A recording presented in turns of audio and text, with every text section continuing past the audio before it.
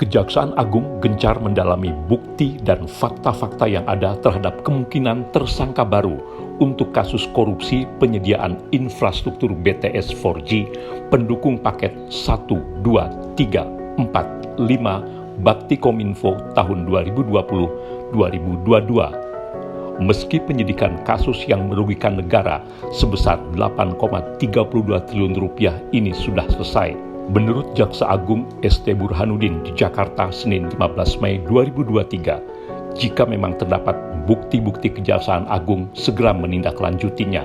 Terkait kasus korupsi ini, Burhanuddin menyatakan kalau pihaknya sudah 2 kali gencar memeriksa Menteri Komunikasi dan Informatika Johnny G. Plate.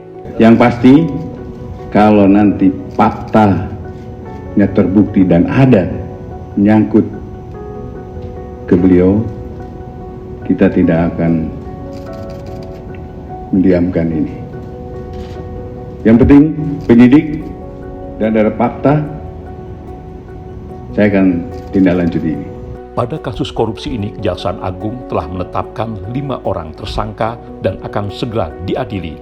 Mereka adalah AAL, Direktur Utama Bakti Kementerian Komunikasi dan Informatika; GMS, Direktur Utama PT Mora Telematika Indonesia; YS, Tenaga Ahli Human Development Universitas Indonesia tahun 2020; MA, Account Director of Integrated Account Department PT Huawei Tech Investment; dan IH, Komisaris PT Solitech Media Sinergi.